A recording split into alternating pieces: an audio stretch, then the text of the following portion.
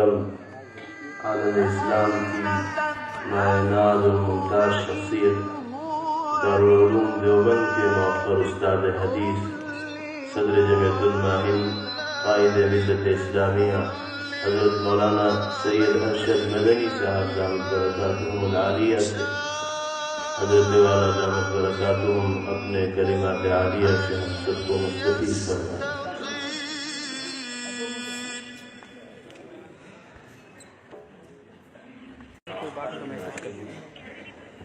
الحمد لله نحمده ونستعينه ونستغفره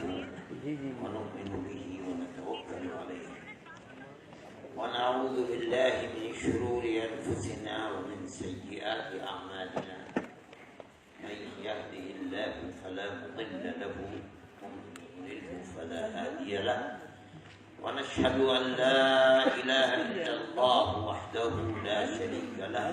ونشهد أن سيدنا ومولانا محمدا عبده ورسوله أما بعد صدر محترم قاری محمد عثمان صاحب زید مجدہ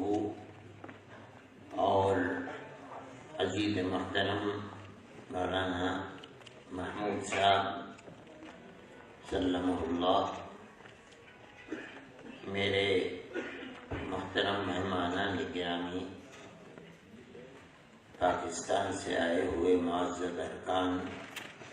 اور علماء کرام، جمعیت علماء ہند کے ورکرز، میرے لیے بڑی خوشی کی بات ہے کہ قاری صاحب نے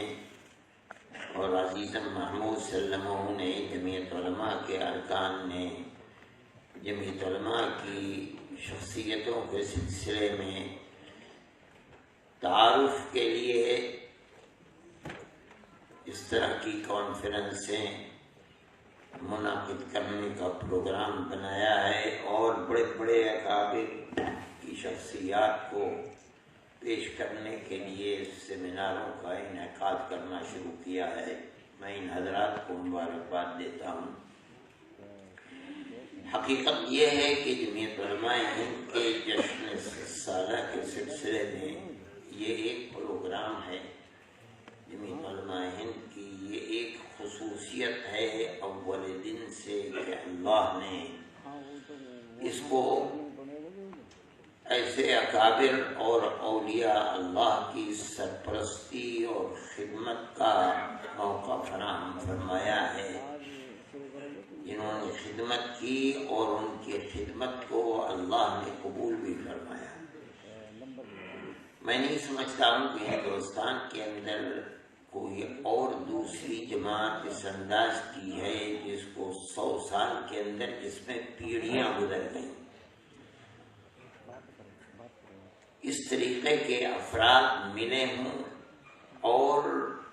اللہ نے اس جماعت کو یہ کردار بھی دیا کہ آنے والے لوگ اپنے پہلے لوگوں کے نقش قدم کو یہ سمجھ کر کے کہ یہی راستہ مقصد اور منزل تک پہنچنے کا راستہ ہے، برابر انجام دیتے چلے آئے ہوں۔ میں یہ سمجھتا ہوں کہ جمعیت علماء کی یہ ایک خصوصیت ہے۔ حضرت مولانا ابو المحاسن سجاد صاحب رحمۃ اللہ علیہ کی شخصیت میں نے ان کو نہیں دیکھا، بلکہ میری پیدائش سے 1 سال یا چند ماہ پہلے حضرت مولانا مرحوم اس دنیا سے تشریف لے گئے تھے، لیکن میں نے مولانا محمد میاں صاحب رحمۃ اللہ علیہ کو دیکھا۔ یہ دونوں حضرات سید خاندان سے تعلق رکھنے والے تھے۔ اللہ نے ان دونوں کو علم و عمل کے سلسلے میں اور خاص طریقے پر سیاسی بصیرت کے سلسلے میں ایسا کمال عطا فرمایا تھا کہ کم لوگوں کو اس طرح کا کمال اللہ کی طرف سے میسر ہوا ہے۔ میں نے اپنے بزرگوں سے حضرت مولانا ابو المحاسن صاحب سجاد رحمۃ اللہ علیہ کے سلسلے میں یہ سنا ہے کہ اللہ نے ان کو جو ذہن ثاقب اور سوچ سمجھ کی صلاحیت عطا فرمائی تھی، وہ ایسی قانونی تھی کہ بڑے اچھے اچھے قانون دان لوگ ان سے مشورہ لیتے تھے اور وہ صحیح مشورہ دیا کرتے تھے۔ میں نہیں سمجھتا تھا کہ مذہبی اعتبار سے بھی مولانا کا علمی مقام ہے، میں نہیں جانتا تھا، دیکھو میں نے مولانا کی زندگی کو دیکھا نہیں، لیکن میرے سامنے حضرت مولانا حفظ الرحمان صاحب رحمۃ اللہ علیہ نے جو ان کی انتقال کے اوپر کلمات لکھے ہیں، ان میں میری آنکھیں کھلی کہ بعض مواقع کے اوپر ان کی گفتگو کو سن کر حضرت انور شاہ صاحب کشمیری رحمۃ اللہ علیہ نے یہ فرمایا کہ یہ انسان فقیہ فی النفس ہے۔ مجھے حیرت ہو گئی، حضرت شاہ صاحب رحمۃ اللہ علیہ کسی شخصیت کے بارے میں یہ فرمایا کہ یہ انسان فقیہ فی النفس ہے۔ اللہ تعالی فقہ کی حکمت اور گہرائیوں تک اس کے دماغ کو پہنچاتا ہے، یہاں عام فقہا کا دماغ نہیں پہنچ پاتا۔ یہ حضرت شاہ صاحب رحمۃ اللہ علیہ کی زبان سے نکلے ہوئے کلمات بڑے اہم اور بامانہ کلمات ہیں۔ ہم اپنے اس ماحول کے اندر جو ہمارا دارالعلوم دیوبند کا ایک ماحول ہے، ہم فقیہ فی النفس نمبر اول پر حضرت گنگوہی رحمۃ اللہ علیہ کو مانتے ہیں، اور اس کے بعد حضرت شیخ الہند رحمۃ اللہ علیہ کے تلامذہ میں حضرت مفتی کفایت اللہ صاحب رحمۃ اللہ علیہ کے بارے میں ہم نے سنا۔ میں نے یہ بات کہیں نہیں سنی تھی، لیکن حضرت شاہ صاحب رحمۃ اللہ علیہ کی یہ کلمات بڑے بامانہ ہیں، اور حضرت مولانا ابو المحاسن صاحب سجاد رحمۃ اللہ علیہ کی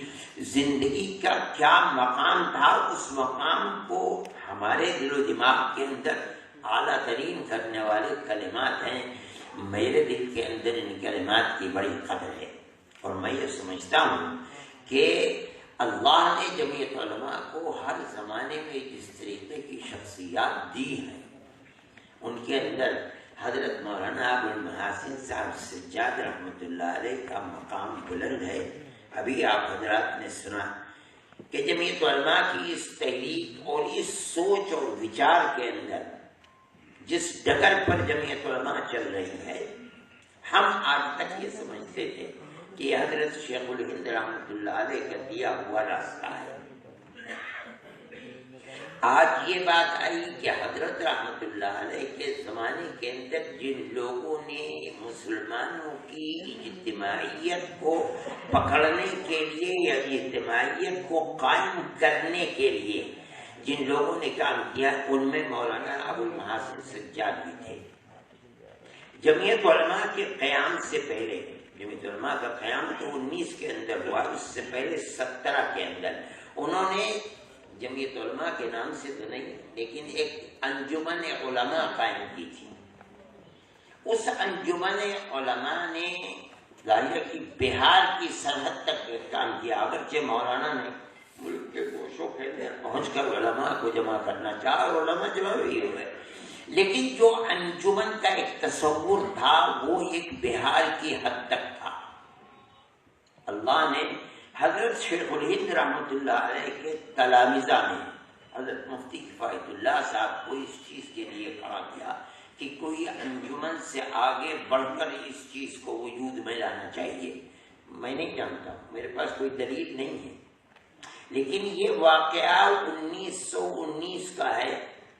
حضرت شیخ الہند رحمۃ اللہ علیہ مالٹا کی جیل میں 3 سال 7 مہینے رہ کر آزاد ہوئے ہیں۔ 19 میں جمعیت علماء بنی اور 20 میں حضرت شیخ الہند رحمۃ اللہ علیہ اپنے شاگردوں کی جماعت کے ساتھ ہندوستان تشریف لے آئے۔ میرا دل یہ کہتا ہے کہ حضرت رحمۃ اللہ علیہ تو ان لوگوں میں ہیں کہ جن کا اٹھنا بیٹھنا کھانا پینا سونا جاگنا مرنا جینا یہ تمام کا تمام انگریز کی دشمنی اور اسلام کے بول کو بالا کرنے والا ہے۔ حضرت شیخ الہند رحمۃ اللہ علیہ کا کے خطوط آ رہے ہیں، رابطے ہیں، جیسے جیسے آزادی حضرت رحمۃ اللہ علیہ واپس آنے والے ہیں تو اب کسی پلیٹ فارم کی ضرورت ہے جس پر حضرت رحمت اللہ علیہ چل سکیں اور ان کے رفقاء کار چلیں انگریز سے ملک کو آزاد کرانے کے لیے۔ اب جیسے جیسے مولانا کے آنے کا وقت قریب ہو رہا ہے ان کے شاگردوں کو اس کی فکر ہے کہ مولانا کے لیے پلیٹ فارم کیا ہوگا۔ حضرت مفتی صاحب رحمۃ اللہ علیہ نے اس پلیٹ فارم کو امرتسر میں جا کر کے قائم کیا اور اس کے اندر مولانا ابو المحاسن سجاد بھی ہیں۔ حضرت جو چاہتے تھے مولانا سجاد صاحب، وہ بہار کی انجمن تک کام مکمل ہونے والا نہیں تھا، اس کام کی تکمیل اب ہو رہی ہے امرتسر کے اندر۔ حضرت آپ کو تعجب ہوگا، مولانا محمد میاں صاحب یہ لکھتے ہیں کہ وہاں جو صدر بنایا گیا جمعیت علماء کا، یہ تحریر موجود ہے حضرت کی کہ وہ عارضی صدر ہیں، صدر مستقل نہیں ہے۔ جب ایک سال کے بعد 20 میں حضرت شیخ الہند رحمۃ اللہ علیہ واپس آئے ہیں اور جمعیت علماء کا دوسرا اجلاس ہوا ہے تو مستقل صدر حضرت شیخ الہند کو بنایا گیا۔ اس کا مطلب یہ ہے کہ جب عارضی صدر بنایا گیا تھا، جمعیت علماء جس مستقل صدر کے لیے بنائی گئی وہ ابھی نہیں ہے، اس لیے کام چلانے کے لیے عارضی صدر ہے۔ جیسے تشریف لائے اور اجلاس ہوا جمعیت علماء کا، مستقل صدر حضرت شیخ الہند رحمۃ اللہ علیہ کو بنا دیا گیا۔ یہ گویا کہ جمعیت علماء کی تکمیل تھی، اب تک مکمل نہیں تھی جمعیت علماء۔ اس کے بعد 12 دن حضرت رحمۃ اللہ علیہ زندہ رہے، بس حضرت رحمۃ اللہ علیہ کا انتقال ہو گیا۔ حضرت رحمۃ اللہ علیہ کے انتقال کے بعد جمعیت علماء کا قافلہ حضرت شیخ الہند رحمۃ اللہ علیہ کی بنائی ہوئی ڈگر پر ہو بہو چلتا رہا۔ یہاں تک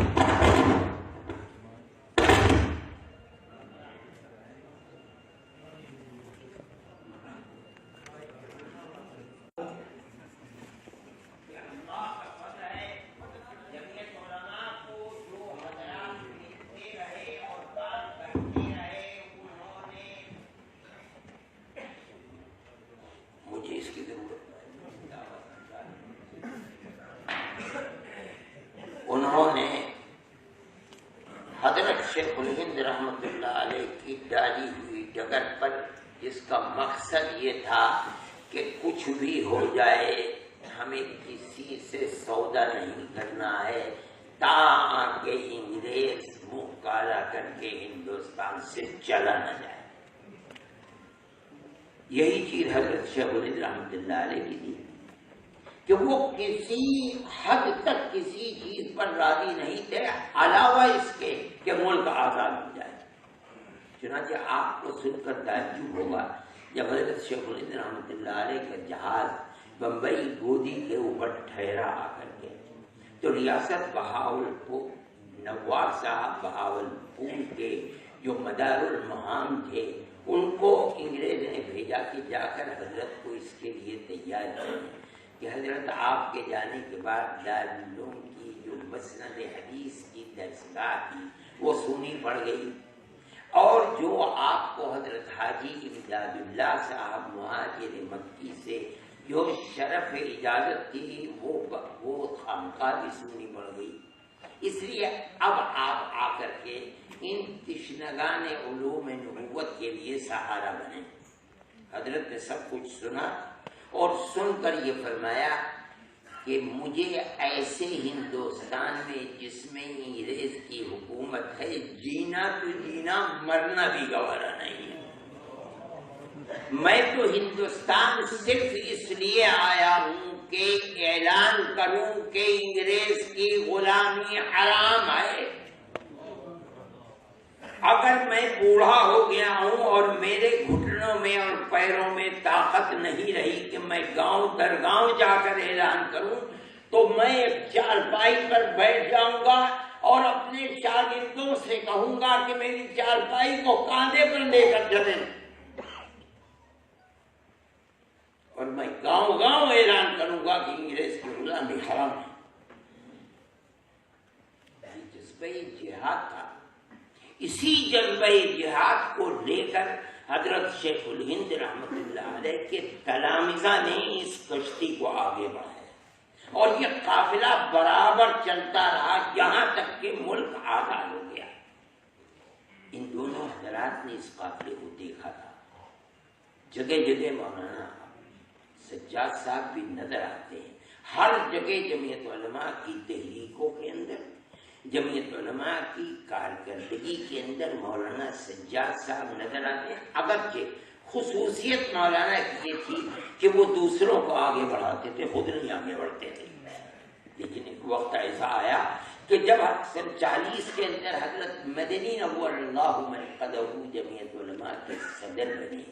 تو مولانا سجاد صاحب کو جنرل سیکریٹری بنایا گیا. انہوں نے 1000 کوششیں کی کہ وہ جنرل سیکریٹری نہ بنائے جائے، مگر ساری جمعیت علماء کی ورکنگ کمیٹی مجلس منتظمہ متفق نہیں بنے، چنانچہ حضرت مولانا بن گئے. لیکن یہ عجیب ماجرا ہے کہ اسی سال حضرت رحمۃ اللہ علیہ کا حضرت مولانا سجاد صاحب کا انتقال بھی ہو گیا. اگر مولانا اور زندہ رہتے اور ان کی عمر نے وفا کیا ہوتا تو ہو سکتا تھا کہ جمعیت علماء کے لیے مزید راہیں اور کھلتی اور پروگرام بنتے، لیکن وہ دماغ سمجھے جاتے تھے جمعیت علماء کا. لیکن ایسا نہیں ہوا. اور دوسرے ایک بات یہ ہو گئی کہ میں تو مبارکبادی دیتا ہوں کہ اس سلسلے کے اندر مولانا کی خدمات کے سلسلے میں آج بھی سیمینار ہے اور اس میں یہ کتاب آ گئی. حضرت مولانا محمد میاں صاحب رحمۃ اللہ علیہ تو اپنی تصنیفات کی بنیاد پر جانے پہچانے جاتے ہیں اور انشاءاللہ زمانے تک جانے پہچانے جائیں گے. حضرت مولانا ابو المحاسن صاحب کے سلسلے میں ان کی زندگی کا جو راستہ تھا وہ صرف یہ تھا کہ وہ سوچ کر پروگرام بنائیں. اور بعض لوگ تو ہوتے ہیں کہ جو پروگرام بناتے ہیں ان کے اندر عملی اقدام کرنے کی صلاحیت نہیں ہوتی. حضرت مولانا کے اندر یہ دوسری صلاحیت بھی تھی، وہ پروگرام بھی بناتے تھے، خود چلتے بھی تھے اور دوسروں کو لے کر اپنے ساتھ آگے بڑھتے بھی تھے.